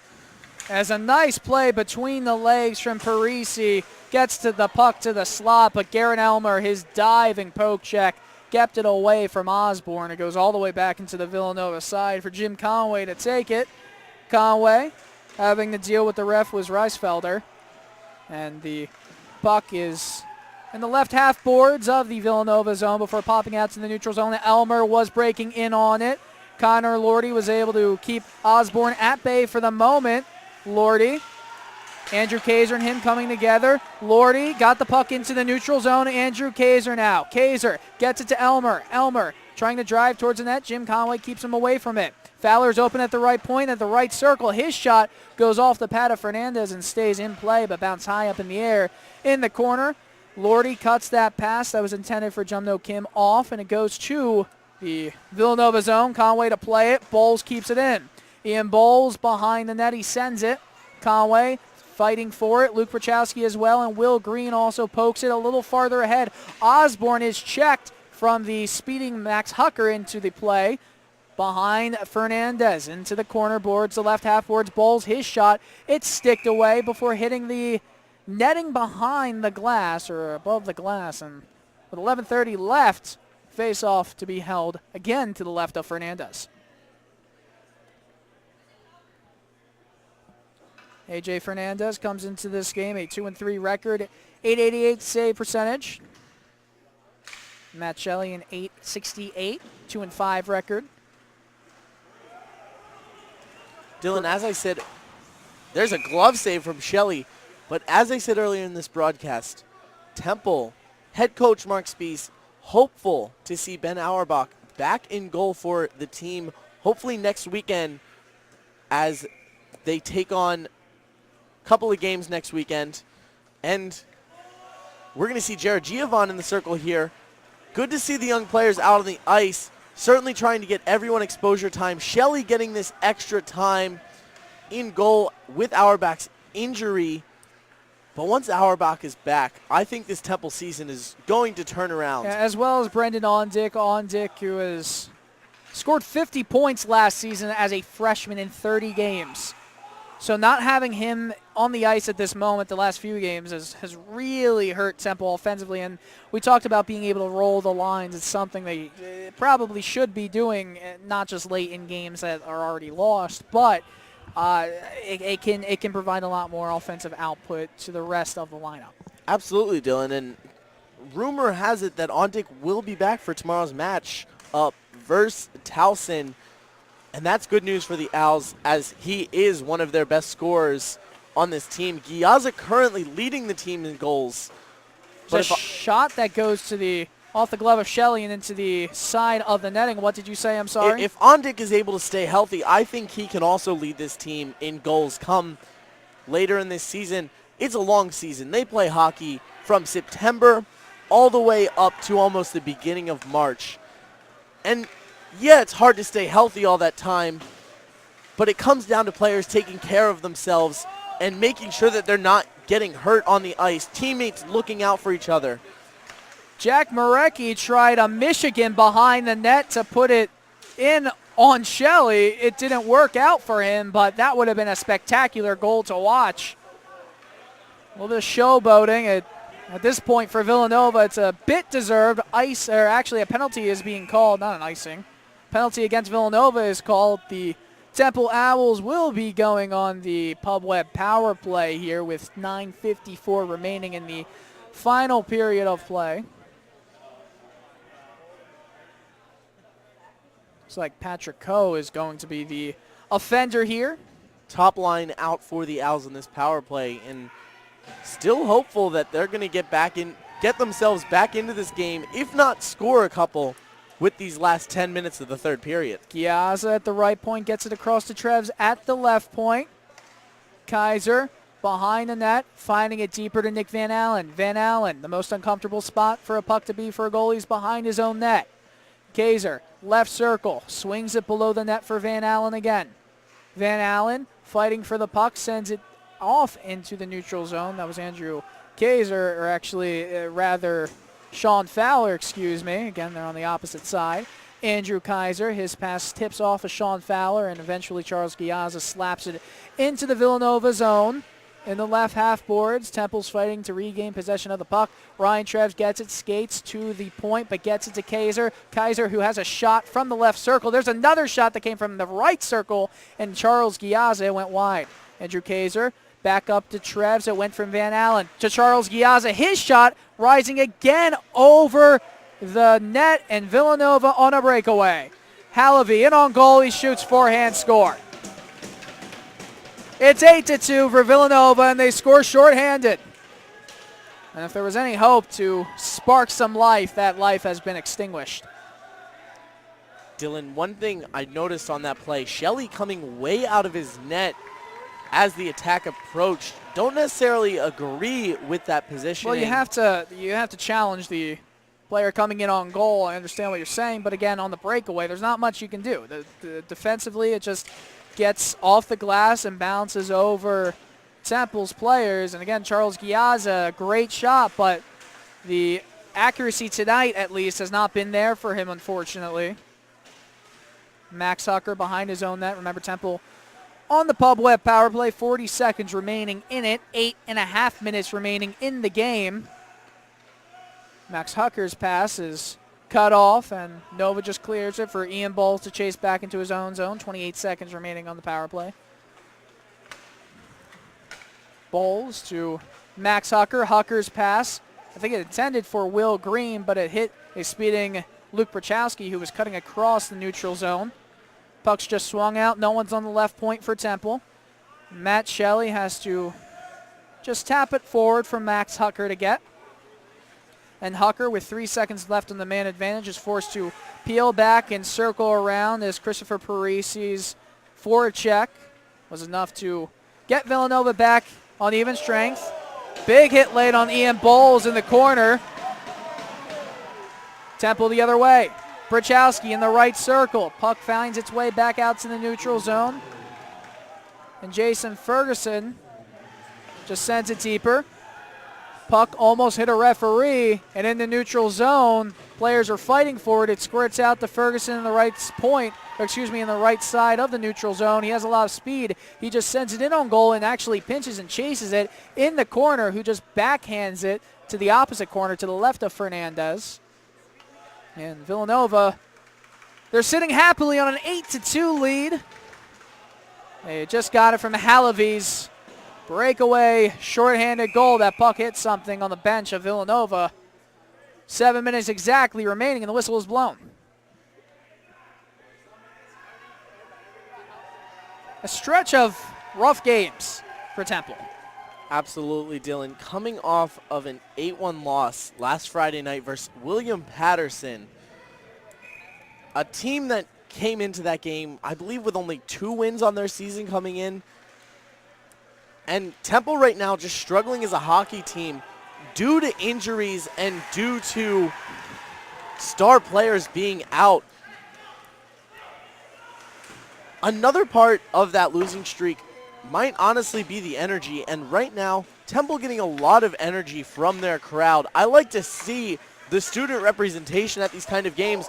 Obviously, students cutting out the 30 minutes to drive up here from campus, as Temple does play in an off-campus stadium. And that's good to see that these kids are supporting their teammates, their classmates, And Temple needs more of this throughout the season. Maybe they can build off the energy of the crowd. Maybe that's what they've been lacking in these games that they've been losing, and losing poorly at that. Well, it certainly helps having a good crowd here. I don't think you can say it. It's suffice to say that that is all the issues or all the solutions that Temple Ice Hockey can have right here. As the faceoff is to the right of Fernandez. Van Allen, Ryan Treves at the left point. He was able to keep the puck in, and it's now Van Allen again. Treves fighting for it. Anderson with him, but Treves comes away with it. Back to the point. It's Smedley with a shot. Smedley's shot, I don't even think it got on net. Giazza and Anderson come together. Giazza is going to be called for a penalty as Anderson, it looked like the stick was chopped out of his hands. And a slashing call, it will be against Charles Giazza. Bad penalty to take there. Almost 6 minutes left in this game. And the captain will go to the box for the Owls. Certainly an off night for Giazza. Giazza, the team leader in goals. He scored the lone goal last Friday night against William Patterson.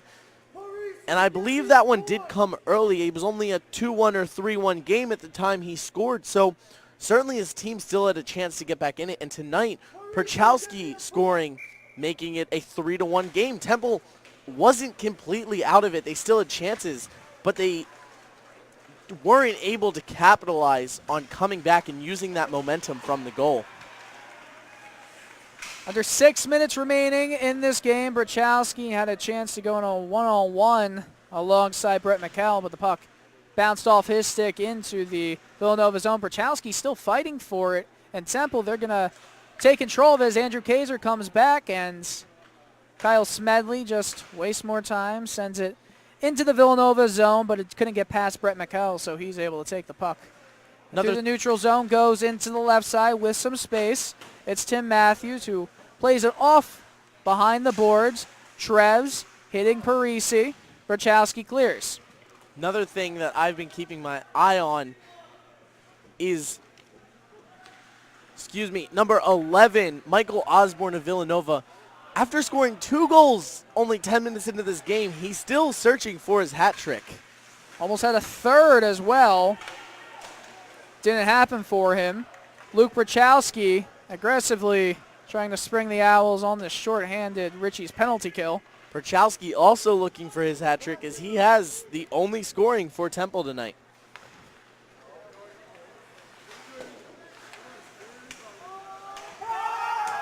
And Villanova scores again. And a hat trick it is. Michael Osborne. Hat trick there for Michael Osborne. The Villanova players here in the corner in front of us tossing their hats in the air, as is tradition in hockey. Being respectful, not throwing their hats on the ice. But congratulations to Osborne for being able to score 3 times tonight. We'll see a draw here at center ice. And Temple certainly looking to change the outcome in this one. Here comes Villanova again. A good chance for them there as the puck goes to the side of the net. Temple now looks to clear, moving the puck out of their zone. And right now, Temple trying to figure out what they need to do different defensively on the side of the puck. Giving up the puck there. Ian Bowles gives it away. I'm back. Hello. That puck is just sent out of the zone. And the whistle is blown. Hello, I'm back. Welcome back, Dylan. Thank you very Sorry, much. know you had to take a couple of game notes there, catching a couple of the goals that we were unsure on. Obviously, we're here in the corner. Tough to see the far end of the ice who exactly got goals and assists. So trying to get that from the scorers table across the ice. 9-2, Villanova in the lead with under 4 minutes remaining. That time actually is still frozen at 3:53. It hasn't moved for a bit. Now it starts. Now it There we're starts. ticking again. Oh, we have some extra time on the clock. Giovanni just sends it down the ice, and icing is waved off. Hops back on the boards, but you really need to start playing all 4 lines. It keeps the first line fresh and healthy. If that's the only reason to do it, then that's the best way to do it. Villanova, right side, Klein. Klein, the defenseman, went deep. Russell defended him, and a shot by Go. It's it. So Villanova, it's double digits, 10-2. Hitting the water bottle on the top of the net there, Dylan. And defensive chaos for the Owls. No one really knowing where the puck was. No one covering each other. Shelley being beat on the glove side. Patrick Coe, it's his first of the season, and he just whipped that by Matt Shelley. That's a great shot. Absolutely. And Dylan, one thing I might be questioning now is, do you allow third-string goalkeeper John Callahan to come into this game and relieve Shelley? We saw that last Friday night in the 8-1 rout. Not with 3 minutes left. You won't see it with 3 minutes left.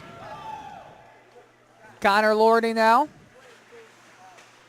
And it's just it's an unfortunate spot for Shelley to be. The Owls struggling to really find some shape defensively in a lot of games so far this season. So you really can't, put a lot on him. There's 47 shots in this game. Absolutely. Temple does need to do a better job of getting in front of shots, establishing some sort of defensive structure, as here we see another turnover in the defensive zone. DeSimone with the shot. It doesn't go with 2:22 and counting remaining.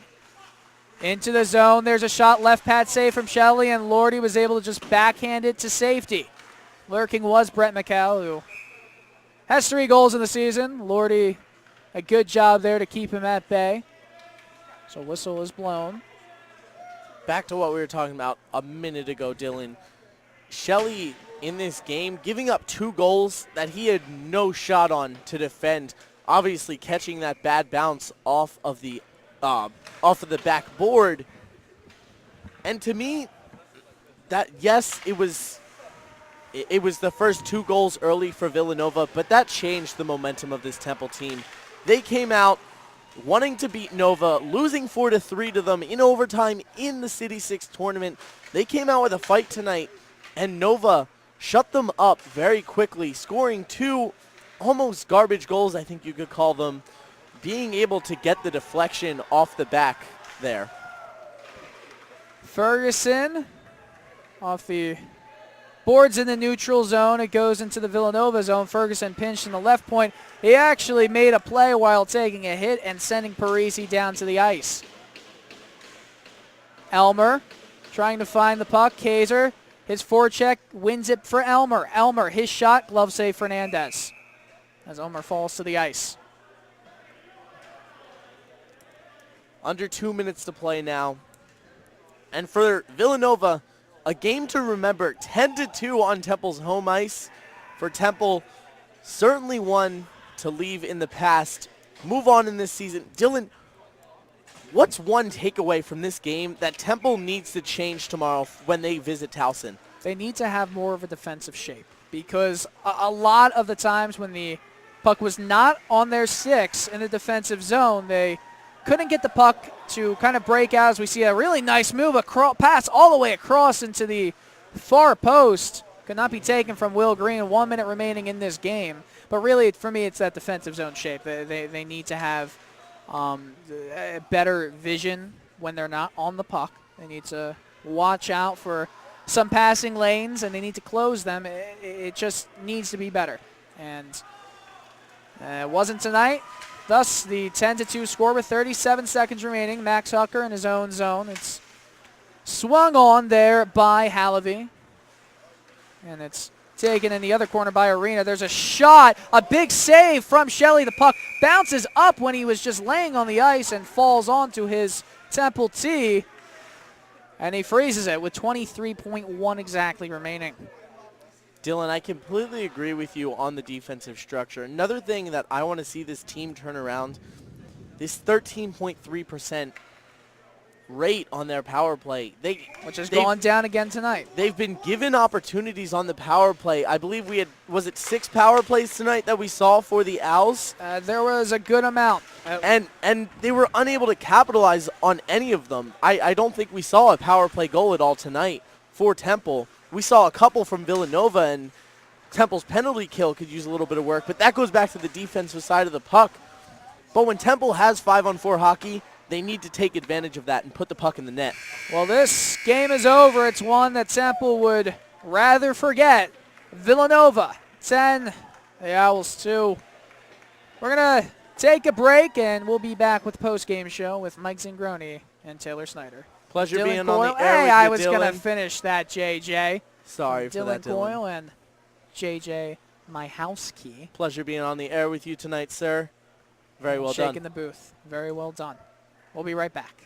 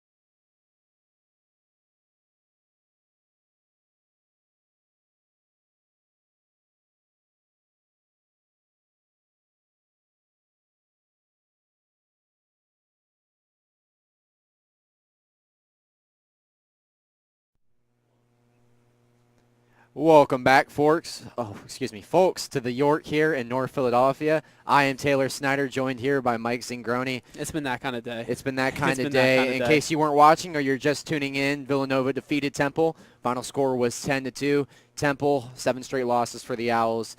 Mike, there's been a lot of this. There's been a lot of that this season. Tonight, Temple wasn't even that bad for the most part, but they came up against a really, really good Villanova hockey team tonight. I want to get your outlook on the game itself, how Temple played, and where we go forward from here. I agree with you on that. It's not like Temple played awful. They just made too many mistakes, and Villanova capitalized on all those mistakes. Whether it be turnovers, not getting the puck out of your defensive zone, not getting the puck in deep, not getting through the neutral zone, or just a lot. Just a lot. Too many turnovers. That's all it was. Too many turnovers. Temple was not on the same page. Passing to each other, and Villanova basically it looked like they took advantage of every single opportunity, and that's what's going to happen. Villanova, credits them. It was just one of those games. When Temple was trying to move forward, they would try to move the puck up along the boards. Villanova would be along the boards. They'll try to move the puck up the middle. Villanova will cover the middle. So it was just one of those games where just Temple couldn't get anything. It's not that they played awful. Villanova was just on tonight, and they had it. Star goalie Ben Auerbach obviously out for the Owls. No sign of when he'll return. Matt Shelley has the duties for now. Played okay tonight. It was a 10-2 hockey game. Got a lot of madness thrown at him throughout the hockey game. For a guy like Shelley, not as experienced as Auerbach, but playing really heavy minutes now. He has pretty much turned into the guy at this point in the season. He's played just as much as Auerbach. What did you see out of Shelley tonight? Definitely performance you can build on. There's really no difference for Temple whether Auerbach, Shelley, or even Callahan was in net.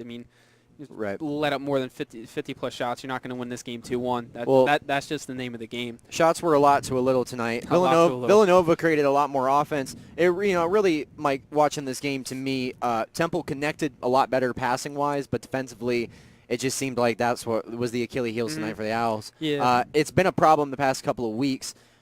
Temple, Mike, I just got to be honest with you, and I want to get your opinion too. I felt like tonight wasn't as aggressive as they were in past games on the puck, checking physically. They hit pretty well, but, Mike, there just seems to be a lack of energy on the ice out there right now. Really, what does Temple got to do with practice this week and getting ready for next weekend? Yeah, there's definitely a difference between playing physical and just hitting people. There's a difference between those two things, and Temple is leaning a little bit more towards just hitting people, not necessarily getting their physical grind game going. So I feel like that was a lot of the problem. Passing, it got better as the game went on. They're communicating a little bit better, but their problem is when they turn the puck over, there's no, I don't see like, oh, we got to go get this puck back. Let's go. Everybody back on defense. Here we go. Everybody back check. Everybody get back. No one let the puck go on Shelley. I don't see that when they turn the puck over. We only saw it a couple times, but not enough to win a game, especially in a game where you like this. Tim Arena had a big game tonight for Villanova. Number 14 recorded a hat trick on the day. Just wheeling his way to the net, weaving through defenders, straight up the seam, working the puck around. Kid was doing it all. Temple really didn't have much of a response for him, Mike. In these big games, when Temple is playing these schools with very talented players that kind of stick out from the rest of the pack in this conference, they have not traditionally done a very good job of containing him. What would your advice be if you were head coach Mark Spies to your team moving forward in these games when you're playing very talented teams, you're still a growing team, but you got to learn to stick with them in these games? What do you think they could do a little bit better to stick with teams in these games? So what's the losing streak at now? 7? I believe 7 games. 7 games. So now is really, there's no better time than now to come together as a team and figure this out together, because, losing 7 straight, having disappointing losses, it's very easy to go home, you lay in your bed by yourself, thoughts to yourself, man, this went wrong with that player, that I did this, that player did this, the goalie did this, the coach did this. Now's the time to come together as a team and just lay it on the line. You lost 7 straight. Just let them, just let your teammates know.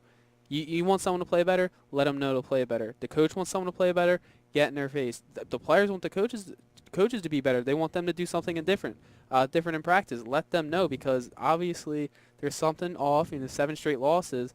So, it's easy to just take this in an individualistic approach, just go by yourself and say, oh, this, and this are wrong. Or you can come together as a team and try to figure it out together, because that's the only way you can win. Yeah, well, obviously a loss tonight for Temple. Luke Brzezowski with both of the goals for the Owls. We only got about a minute and a half here before we have to sign off. Mike, I think it's proper that we give Jason Ferguson's fan section a shout-out tonight. Number 93 on Temple, recorded an assist on the first goal to Brzezowski. It's great to see when the fans get involved. Yeah. A lot of hockey being talked tonight, whether it was on the ice or in the stands. Seemed like there was just good energy throughout the building. I mean, it was a shame it was a 10-2 score because this game had the energy of a 5-4 tough battle, tough grinded out battle, but Temple wasn't able to get enough going on the offense and turn the puck over a little too much to have one of those games. But the energy was there. I mean, Villanova's bench kept talking. I mean, and they deserved the right, especially 8 in the third. They kept going while Temple's bench couldn't say anything. But by the time it's 8, 9, 10-2, it's not so much you can say. But teams were going back and forth, fans were going back and forth.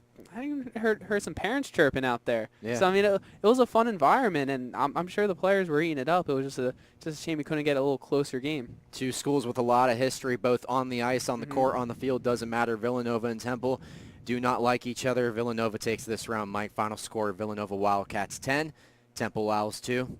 That'll do it here from New York. I am Taylor Snyder, joined here by Mike Zingroni.